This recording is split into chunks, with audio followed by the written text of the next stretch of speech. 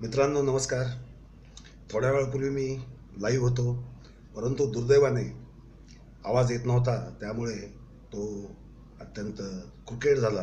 त्यामुळे तुम्हाला मी काय म्हणालो हे समजलं असण्याची शक्यता अत्यल्पाशी आहे. मी तो पाहिला आणि मलाही समजलं नाही. त्यामुळे मी पुन्हा हा आता व्हिडिओ बनवूनच तुम्हाला सादर करत आहे. मगाशी जे काही बोललो त्याचे काही पॉईंट्स पुन्हा एकदा रिपीट करण्याचा मी प्रयत्न करेन. विषय होता, खरं म्हणजे आजच मला फेसबुकने लाईव्हचा ऑप्शन उपलब्ध करून दिला. तो वापरायचाच होता, परंतु आज संजय क्षीरसागर घरी आलेले असल्यामुळे माता पित्यांसहित भगिनीसहित गप्पांमध्ये वेळ गेला. ते गेल्यानंतर मी हा लाईव्ह व्हिडिओ करायला बसलो. खरं म्हणजे सगळ्यांना हॅलो करावं आणि गप्पा माराव्यात हा खरा उद्देश होता. परंतु ज्या काही प्रतिक्रिया पाहिल्या आणि आज काही फोनही येऊन गेले दिवसभर, बरेचसे फोन म्हणजे कसं की खिजवण्यासाठी, काही उदास, आता काय करायचं, हे फार गंभीर प्रकरण आहे, हे आता पुरोगाम्यांचा हा पराभव आहे अशा स्वरूपाचं एकंदरीत वातावरण होतं. फेसबुकही ओपन केलं तर एकांची प्रतिक्रिया बघितली की पळून गेले आज दिवसभर फेसबुकवरनं. म्हटलं मग आता तर लाईव्ह गेलंच पाहिजे आणि लाईव्हचं ऐकू नाही गेलं तर दुसरा व्हिडिओ करून टाकलाच पाहिजे. पहिली गोष्ट, या मंडळींना मला एकच सांगायचं आहे, जे आज हुरळून खिजवण्यासाठी म्हणून मुद्दाम जे फोन करत होते त्यांनी माझं भरपूर मनोरंजन केलेलं आहे. कारण मी मगाशी लाईव्हमध्ये बोलताना जे सांगितलं ते परत एकदा रिपीट करतो. मित्रांनो, माझ्या आयुष्यामध्ये मी अनेक सरकारं पाहिलेत. मी 6वी-7वीत होतो तेव्हा आणीबाणी होती. आम्ही इंदिरा गांधींच्या विरोधात होतो. 6वी-7वीत मुलं असताना आम्ही, त्यातली शाळेतली मुलं असताना सुद्धा इंदिरा गांधींच्या विरुद्ध रस्तोरस्ती घोषणा देत भटकत होतो. पुण्याला मोहनधारी यांचं भाषण होतं, ते ऐकण्यासाठी आम्ही काय येत आहेत, कारण पैसे नसायचे, गरिबी होती खूप. ते कसे गेलो कसे परत आलो हे आम्हाला माहिती आहे. रेल्वे स्टेशनवर झोपलो होतो मोहनधारी यांचं भाषण रात्री झाल्याच्या नंतर जनता सरकार आलं. मोरारजी देसाई त्यावेळचे अत्यंत पॉप्युलर प्राईम मिनिस्टर, त्यांचे शिवांबूसुद्धा एवढं गाजलं की हेडलाईन्स असायच्या मोरारजी देसाईंच्या, शिवांबूच्या.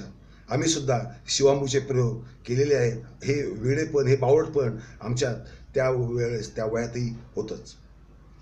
त्यानंतर मोरारजी देसाई नंतर गेले. नंतर पुन्हा इंदिराजींचं सरकार आलं. काही घडामोडीनंतर छोटे मोठे पंतप्रधान भारताने पाहिले.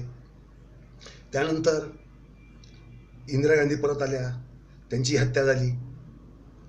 त्यांची हत्या झाल्यानंतर राजीव गांधी आले. राजीव गांधींची लोकप्रियता अफाट कळसाला पोचलेली होती. राजीव गांधींना पाहण्यासाठी मुली, अक्षरशः महिलासुद्धा टी व्हीला अक्षरशः डोळे आणि टी व्हीचा स्क्रीन एक होऊन जाईल इतका टक लावून असे रोखून बघत असायचे राजीव गांधीकडे. प्रचंड प्रेम करायचे राजीव गांधींवर. आम्हाला प्रश्न पडायचा तरुण पोरांना की आम्हाला प्रेयसी तरी मिळणार आहे की नाही. सुदैवाने मिळाली, तो भाग वेगळा, परंतु अशी राजीव गांधींची लोकप्रियता होती, हे वास्तव आहे. राजीव गांधींच्या काळामध्ये मात्र मी राजीव गांधींच्या विरोधात गुड बाय प्राईम मिनिस्टर नावाची कादंबरीच लिहिली. त्या कादंबरीमध्ये राजीव गांधींची अत्यंत खिल्ली उडवली. ती ब्लॅक कॉमेडी होती. गुड बाय प्राईम मिनिस्टर कोणत्या तरी वाचनालयामध्ये ती प्रत आता असेल, त्याची मी दुसरी आवृत्ती का काढली नाही याचं कारण असं की ही पुस्तक येऊन गेल्यानंतर काही महिन्यातच राजीव गांधींची हत्या झाली पेरंबदूर येथे, श्री पेरंबदूर येथे. त्यानंतर मात्र मला वाईट वाटलं, मी त्या कादंबरीची पुन्हा आवृत्ती होऊ दिली नाही.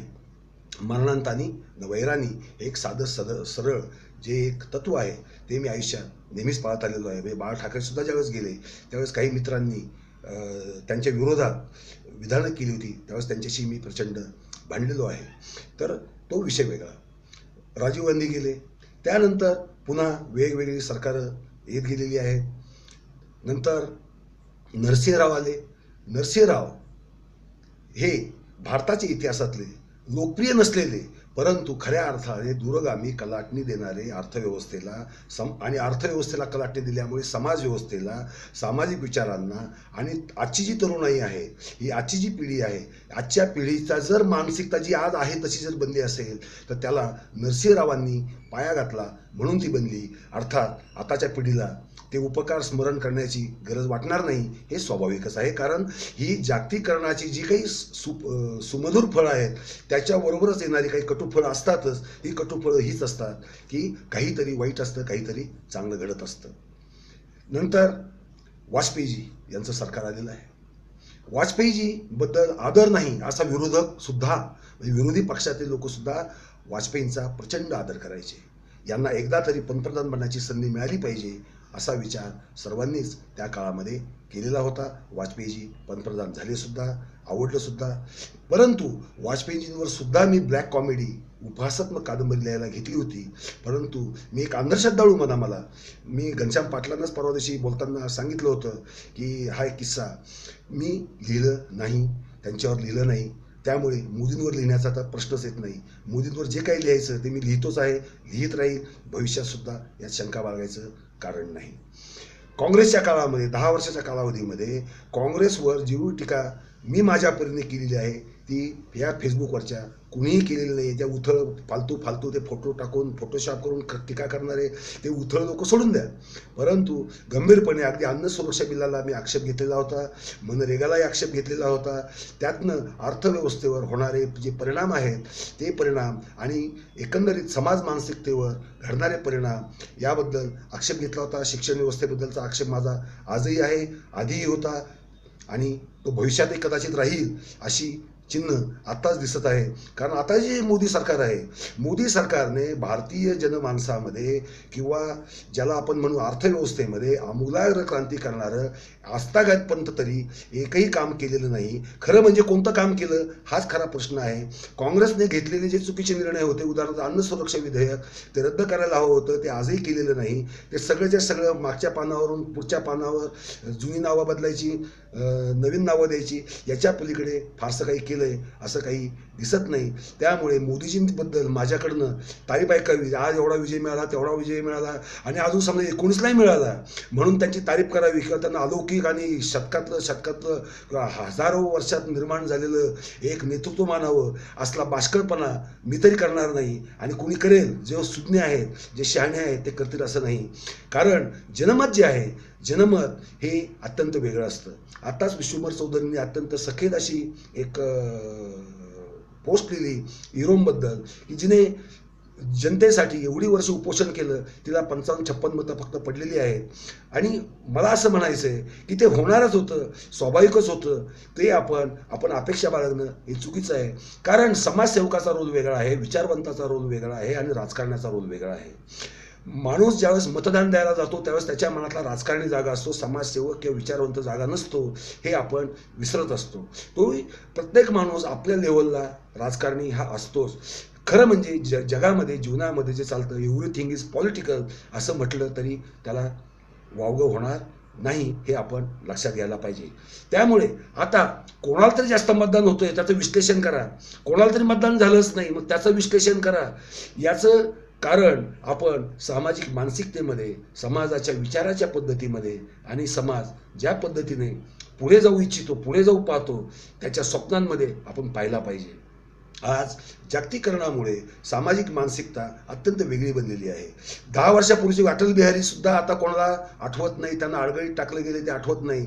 तर नरसिंहराव आठवतील याची शक्यता नाही. मग पंडित नेहरूंनी काय पायाभरणी देशाची केली, त्यांची समाजवाद घेतला, हे अत्यंत चुकीचं केलं. मी समाजवादाचा कट्टर विरोधक आहे, माझ्या सगळ्या मित्रांना माहीत आहे. त्या समाजवादाचा अंगीकार केल्यामुळे भारताची जेवढी प्रगती व्हायला पाहिजे होती तेवढी झालेली नाही. त्या समाजवादाला खऱ्या अर्थाने तिलांजली द्यायला सुरुवात केली ती नरसिंहरावांनी. ती परंपरा पुढे नेत आज खरं म्हणजे भारतातनं समाजवादी विचाराची पूर्ण नायनाट करून स्वतंत्रतावादी खुलं धोरण हे असायला पाहिजे होतं. ती गरज होती, ते झालेलं नाही. त्यामुळे ना धड स्वतंत्र ना धड परतंत्र अशा अर्धवट स्थितीत आज आम्ही अडकलो आहोत आणि मोदी त्या स्थितीमध्ये बदल करण्याच्या स्थितीत आहेत असं आज तरी चिन्ह दिसत नाही.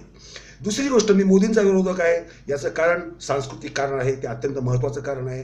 त्या सांस्कृतिक कारणाचा विरोध हा नेहमीच होत राहणार. माझ्या मित्रांना माहितीच आहे, वैदिक हा जो विरोध आहे हा सामान्य स्तराचा विरोध नाही. हा काही मला वेळ लागले किंवा मला काही हुक्की आली आहे किंवा माझा वेळ जात नाही म्हणून आलेला विरोध नाही. तो विरोध हाच खरा म्हणजे माझा BJP विरोध किंवा संघ विरोधाचा पाया आहे, हे आपण लक्षात घेतलं पाहिजे. माझ्या लेखनामधनं ते येतच असतं, त्यामुळे मी इथं ते रिपीट करत नाही. हे झाल्या 2 गोष्टी. पण हा जरा माझ्या विरोधाची गोष्ट. मला जे वाटतं, माझे जे विचार आहेत ते विचार मी कोणावरही लादायचे आजतागायतपर्यंत प्रयत्न केलेले नाहीत. कोणाला मत द्या, कोणाला देऊ नका या सुद्धा मी कधी कोणाला सांगितलेलं नाही, कोणाला प्रचार केलेला नाही. मी एका राजकीय पक्षाचा अध्यक्ष होतो. आता त्या अध्यक्षपदाचा मीच राजीनामा दिलेला आहे, कारण राजकारण हा माझा प्रांत नाही हे माझ्या लक्षात आलं. पण मी त्याचा अनुभव घेतला आहे, कारण राजकारणामध्ये काय करावं लागतं, तुम्हाला तुमची वैचारिक स्वातंत्र्य कसं गमवावं लागतं, आणि कोणतंही अगदी स्वतंत्रतावादी जर विचार असला तर त्या स्वतंत्रवादाला सुद्धा एका चौकटीत बांधून घ्यावं लागतं. आणि चौकटीत बांधून घेणारे विचार मला कधीही मान्य झालेले नाहीत, होणार नाहीत, याची शक्यता नाही. त्यामुळे मी तो राजीनामा दिलेला आहे. याबद्दल हे पुन्हा एकदा स्पष्टीकरण मी आधी दिलेलंच होतं, पण पुन्हा एकदा देतो.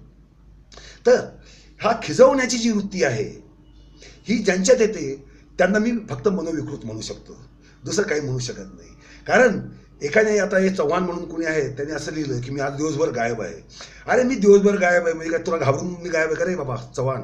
हां, मी सॉरी अरेतुरे करतोय, कारण मला अरेतुरे करायची सवय नाही कोणाला, परंतु तू लहान मुलगा दिसतोयस मला म्हणून मी अरेतुरे म्हणतोय. कारण असे जे विचार करणारे जे लोक असतात त्या लोकांनी खरं म्हणजे इथून पुढे जास्त विचारी होण्याची, सखोल चिंतन करण्याची, गंभीर होण्याची आणि खऱ्या अर्थाने आपला आसमंत भवताल पाहण्याची आणि पुढे जाण्याचा विचार करण्याची जास्त गरज आहे. कारण समाज 3 पद्धतीने चालतो. एक अर्थव्यवस्था चालतो. अर्थव्यवस्था हा आपल्या सर्व विचारांचा पाया असते. संस्कृतीचा सुद्धा अर्थव्यवस्था हाच पाया असतो. आज आपली अर्थव्यवस्था अत्यंत खराब स्थितीत आहे. आज देशातला 55% शेतकरी आजही हलाख स्थितीत आहे. त्याच्यावरची बंधनं हटवावीत, घालवावीत असं मोदी सरकारला सुद्धा अजूनही वाटत नाही. त्यामुळे मोदी सरकारची तारीफ करावी. भटक्या विमुक्तांचा प्रश्न, भिक्खू त्यांची समिती नेमली, आयोग नेमला भटक्या विमुक्तांसाठी. त्या आयोगाने आतापर्यंत 1% तरी काम केले की नाही केले हा प्रश्न पडावा, ही अशी वस्तुस्थिती आहे. त्यामुळे मोदी सरकारबद्दल प्रेम वाटावं किंवा रोजगार वाढला म्हणून मोदी सरकारबद्दल प्रेम वाढावं अशी शक्यता नाही. नोटबंदीसारखे फालतू, बाष्कळ आणि अत्यंत तोट्यात जाणारेच ट्रायल अँड एरर, म्हणजे ज्याला आपण म्हणतो ना कारखान्यामध्ये ट्रायल अँड एरर करतात, हे करून बघू, हे नाही जमत ते करू, ते नाही जमत ते करू, अशा पद्धतीचा प्रयोग आणि खोट्या आकडेवाऱ्या तोंडावर फेकून काही कोणाचं पोट भरत नाही, कोणाचंही कल्याण होत नाही. जे नुकसान व्हायचं ते होतं, ते लोकांना जाणवो न जाणवो आज आपली सामाजिक स्थिती एका वेगळ्या उथलापुथलीमधनं चाललेली आहे. प्रस्थापित सरकाराने, म्हणजे काँग्रेसचं असेल मागे किंवा UPAचं सरकार असेल किंवा बसपाचं असेल किंवा सपाचं असेल किंवा कोणाचंही असेल, या सरकारांनी एक सरंजामदारशाही जी निर्माण केली त्याची फळं आहेत. अर्थव्यवस्थेकडे त्यांनी घनघोर दुर्लक्ष केलं, यात शंकाच बाळगायचं कारण नाही. त्याची फळं त्यांना मिळणारच होती. आता किमान हा तरी बाबा काहीतरी करेल, आज नाही केलं उद्या करेल, उद्या नाही केलं परवा करेल, या आशेवर लोक बसलेली आहेत. कारण त्यांच्याकडनं आशा बाळगावी असे चित्र नाही, ते चेहरेही बदलायला तयार नाहीत. त्यांनी चेहरे जर बदलले नाही तर त्यांचं हे होणारच आहे. यासाठी आनंदाच्या उकळ्या फुटून येण्याचं काही कारण नाही. हा एक सामाजिक, ज्याला आपण सामूहिक एक चूक असते, एक सामूहिक मूर्खपणा असतो किंवा सामूहिक एक आपण कडेलोट करतो कधी कधी, हा कडेलोट असतो. आणि या कडेलोटाकडे आपण जाणार नाही याची काळजी आपणच घेतली पाहिजे. नवीन नवीन नेतृत्व आपल्याला शोधत राहिलं पाहिजे. एकमुखी किंवा एकाधिकारशाही असणारी नेतृत्व ही भारतात चालणार नाहीत. इंदिराजींचं सुद्धा कोणी मान्य केलं नाही, राजीव गांधींचं सुद्धा कोणी मान्य केलं नाही. त्यामुळे इतर कोणाचं मान्य करावं अशी स्थिती नाही. त्यामुळे आपण बदलायला पाहिजे, एवढंच मी म्हणू शकेन. एवढंच मला म्हणायचं होतं मगाशी. खरं म्हणजे आज संवाद साधायचा तो हेतू नव्हता, परंतु उपासच करायचा आहे. तर ठीक आहे म्हटलं, उत्तर तुम्हाला दिलंच पाहिजे, हे माझं उत्तर आहे. आणि पुरोगाम्यांनी निराश व्हायचं कारण नाही. अर्थात पुरोगामी यात पुन्हा फरक आहे. ज्यांना पुरोगामीपणा कळालाच नाही असे फुकटे पुरोगामी, जे अत्यंत काय म्हणू आपण त्याला, मानसिक बिघाड झालेले पुरोगामी अनेक जण मिळवतात. त्यांच्यामुळे पुरोगामीपणा बदनाम झालेला आहे. आणि तो बदनाम करायला कोण पुढे आहे हे वेगळं सांगायची गरज नाही. त्यांना मी फर्तीगामी म्हणतो. या फर्तीगाम्यांशी लढा हा सुद्धा चालूच राहील आणि त्यांना जशाच तसे उत्तर मिळतच राहील. विजय मिळाला म्हणून शेफारून जाणं आणि पराजय झाला म्हणून खचून जाणं, या दोन्ही गोष्टी या संतुलित मनाचं लक्षण नाही. भगवद्गीतेतच सांगितलेलं आहे, ते अवैधिक आहे. परत एकदा सांगतो, सुख दुःखे समे कृत्वा. ओके, आपण तसेच आहोत आणि तसेच राहणार. मित्रांनो, धन्यवाद.